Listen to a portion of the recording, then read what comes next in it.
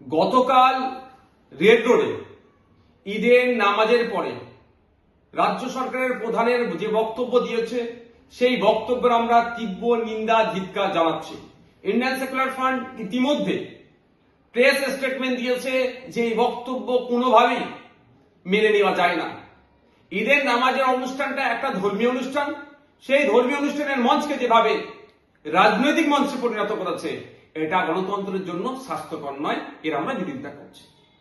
আমরা অবাক হয়ে যাচ্ছি একজন সরকারের প্রধানের কি ভূমিকা।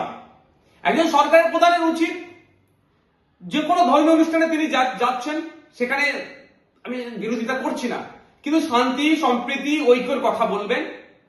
সেখানে কি শান্তি সম্প্রীতি ঐক্যটাকে সামনে রেখে যেভাবে তার দলের প্রচার করানো হলো বা মানুষের মধ্যে আতঙ্ক তৈরি করা হলো, মানুষের মধ্যে বিভাজন তৈরি করা হলো, এর আমরা তীব্র বিরোধিতা করছি। যে এটা তো অ্যাডমিনিস্ট্রেটিভ মিটিং নয়, যে কথাগুলো বলছেন সেটা তো অ্যাডমিনিস্ট্রেটিভ মিটিং এ বলা দরকার। পুলিশের সামনে সিভিল ডিফেন্সে যারা আছেন, অফিসার যারা আছেন, তাদেরকে নির্দেশনা দেওয়া দরকার যে দাঙ্গা করতে আসলে তাকে ছেড়ে কথা বলা হবে না। প্রশাসন তোমাদেরকে বলছি, তোমরা একটাও ছাড়বে না। কিন্তু আমরা কি দেখছি, বিভিন্ন সময় গরু ছাগল চোর ধরা পড়ে গিয়েছে, আইপিএসরা বসে স্টেটমেন্ট দিচ্ছেন, ভালো কথা যে অমুক চোর অমুক ধরা পড়েছে, কিন্তু বিভিন্ন ক্ষেত্রে দেখছি যারা ফেক অ্যাকাউন্ট বানিয়ে ভিন্ন দেশের ভিডিও ছেড়ে পশ্চিমবাংলায় হিন্দু মুসলমানের মধ্যে যে সম্প্রীতি ঐক্য বিনষ্ট করার চেষ্টা করছে, ভিডিওটা ফেক বলে আবার কোন পুলিশ ডিস্ট্রিক্টের ফেসবুক পেজ থেকে, সোশ্যাল পেজ থেকে ছাড়া হচ্ছে, কিন্তু যে ভিডিওটা পোস্ট করলো তার বিরুদ্ধে অ্যাকশন নিয়েছে কি নেয়নি, তার বিরুদ্ধে কেস হয়েছে কি হয়নি, তার ডিটেলস কেন ফেসবুকে আপলোড হচ্ছে না বা সোশ্যাল সাইটে আপলোড হচ্ছে না। একটা দেখছিলাম মালদা জেলায় একটা ঘটনাকে কেন্দ্র করে সেখানে নাকি সমস্ত হিন্দুদের নামে মামলা দিয়েছে বলে একটা কাগজ ঘুরছে, সেটাও আবার মালদা জেলা পুলিশের পক্ষ থেকে ফেক বলে বলা হয়েছে। কিন্তু যে এই লিস্টটা সার্কুলেট করছে তার বিরুদ্ধে কি ব্যবস্থা নিয়েছে ওই মালদা জেলা পুলিশ কিন্তু একবারের জন্য বললেন না।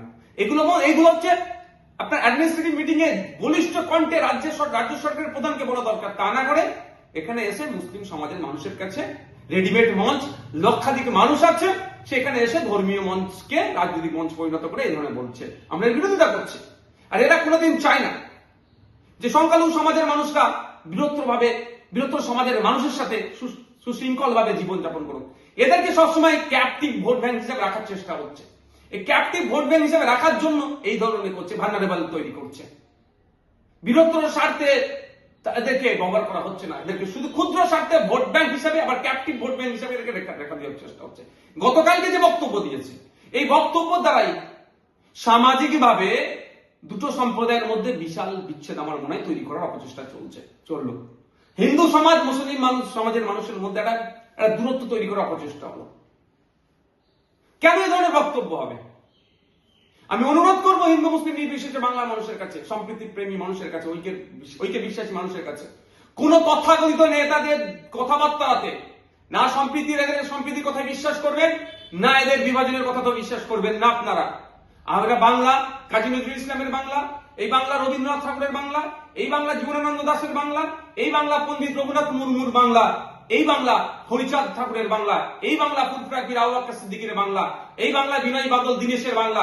এই বাংলাকে আমরা যে সম্প্রীতি ঐক্যের সাথে আমরা বসবাস করছি তাদের দেখানো পথে আমরা এগিয়ে যাচ্ছি। কোন তথাকথিত নেতাদের কথাতে আমরা এই বাংলার সম্প্রীতি ঐক্য আমরা বিনষ্ট হতে যেমন দেব না, আর তথাকথিত নেতাদের দেখানো পথ ঐক্য তৈরি করতে যাব না। কারণ এরা দিনের শেষে ভোট নিয়ে বোঝে, ভোটের বাইরে এরা কিছু বোঝে না। যদি ভোটের বাইরে বুঝতো তাহলে একটা মুসলিম ধর্মীয় অনুষ্ঠানে এসে রাজনীতিকরণ করতেন না। আমি যদি একটা প্রশ্ন ছুড়ে দিই, যেভাবে ঈদের মঞ্চকে রাজনীতিকরণের জন্য ব্যবহার করা হলো, গুরুদুয়ারায় গিয়ে এটা করতে পারবেন? গির্জাতে গিয়ে এই ধরনের বক্তব্য দিতে পারবেন? 25শে ডিসেম্বর দুর্গা উৎসবে গিয়ে এই ধরনের বক্তব্য দিতে পারবেন? জগন্নাথী পুজোতে গিয়ে এই ধরনের বক্তব্য দিতে পারবেন? স্বাভাবিকভাবে আমি প্রশ্ন করছি, আর আমি দেওয়ার পক্ষেও নয়। শুধুমাত্র দিনের শেষে পলিটিক্যাল টুল হিসাবে সংখ্যালঘু মাইনরিটিদেরকে ব্যবহার করা হচ্ছে, আর সংখ্যাগুরুদের কাছে সামাজিকভাবে মাইনরিটিদেরকে একটা মাইনরিটিদের বিরুদ্ধে একটা অস্পৃশ্যতা তৈরি করার নেগেটিভ তৈরি করা হচ্ছে, মাইনরিটিদেরকে ঠেলে দেওয়ার একটা অপচেষ্টা চলছে, দূরে ঠেলে দেওয়ার অপচেষ্টা চলছে। আর যারা ওই দিনকে অর্থাৎ গতকালকে পেছনে দাঁড়িয়ে তালি বাজাচ্ছিলেন, তাদের কাছে আমার একটা প্রশ্ন, কোন মঞ্চে দাঁড়িয়ে আছেন? সেই মঞ্চের গুরুত্ব বুঝুন, সেই মঞ্চের আহমিয়ত বুঝুন। মনে হলো তালি বাজিয়ে দিলেন একটা বক্তব্য, এগুলো বন্ধ হওয়া দরকার। সর্বোপরি খেলাফত কমিটির উদ্দেশ্যে আমার বার্তা, যে আপনারা বুঝে শুনে মঞ্চে কাদের তুলবেন, কিভাবে তুলবেন, সেটা অবশ্যই খেলাফত কমিটির এখতিয়ারের মধ্যে পড়ছে। খেলাফত কমিটি কিন্তু পশ্চিমবাংলার মুসলমানের বাইরে নয়, পশ্চিমবাংলার মুসলমানের আবেগ জড়িয়ে আছে খেলাফত কমিটির সাথে। তো সুতরাং খেলাফত কমিটি যেন মুসলমানদের আবেগের বাইরে না কোনো কাজ করে ফেলে। আগামী দিনে মঞ্চে কে উঠবে না উঠবে অবশ্যই ডিসাইড করবে খেলাফত কমিটি, কিন্তু বক্তব্য ধর্মীয় অনুষ্ঠানে এসে কি বক্তব্য হবে সেটাও কিন্তু খেলাফত কমিটিকে যারা বক্তব্য দেন তাদেরকে একবার যেন নক করে দেয়।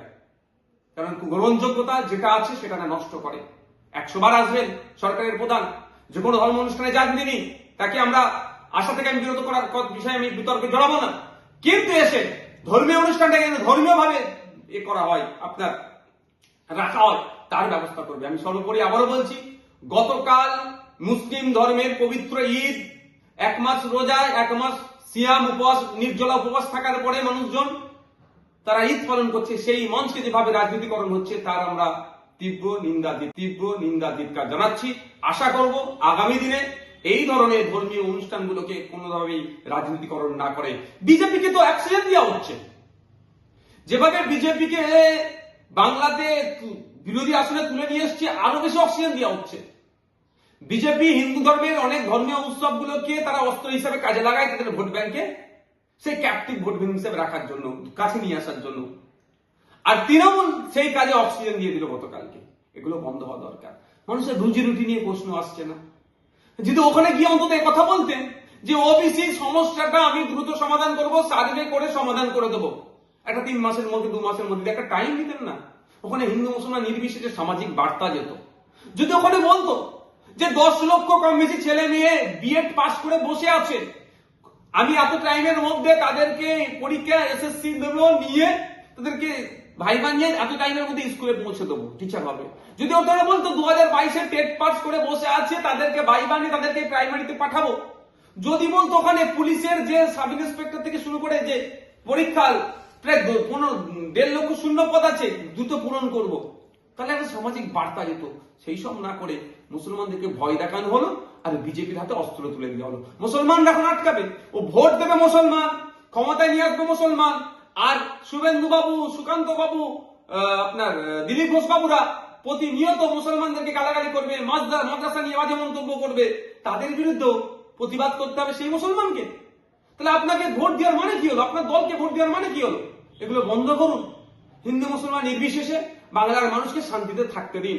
বাংলার গ্রামীণ মানুষের মাসিক খরচের গড় আয় 3600 কোটি টাকা। কেন এত কম খরচ করছে? হাতে টাকা নেই। কিভাবে হাতে টাকা আসবে, কিভাবে রুজি রুটি বাড়বে, তার কথা যদি ওখানে গিয়ে ঈদের মঞ্চে বলতেন না, সংখ্যালঘু থেকে সংখ্যাগুরু সবাই আপনাকে বাহবা দিত। এই নওশাদ সিদ্দিকীও প্রয়োজনে আপনাকে বাহবা দিত। কিন্তু দুর্ভাগ্যের বিষয়, যেখানে আপনার সিকিমে, আমাদের পার্শ্ববর্তী রাজ্য, আমাদের বন্ধু রাজ্যের পার্শ্ববর্তী রাজ্য, যেখানে মাস গেলে প্রায় 10,000 টাকা তারা খরচ করছে পরিবার পিছু গ্রামীণ এলাকাতে, আর আমাদের পশ্চিমবাংলা গ্রামীণ এরিয়া যেখানে প্রায় 70% মানুষ বসবাস করে, পরিবার পিছু মাত্র 3600 কোটি টাকা খরচ করছে। কেন? এটা সমাধানের জন্য, কৃষকদের মাসিক গড় আয় বাড়ার জন্য। দুটো কথা বললেন না তো। এগুলো আশা করছি আগামী দিনে আপনি পজিটিভ কথা বলবেন। তৃণমূল কংগ্রেস বিজেপিকে কোনো অংশে এই ধরনের কথা বলে যেভাবে বাজার গরম করতে চাচ্ছে, যে বিজেপির হাতে অস্ত্র তুলে দিতে চাচ্ছে, সেটাও বন্ধ করতে হবে। বাংলার মানুষকে দায়িত্ব নিয়ে।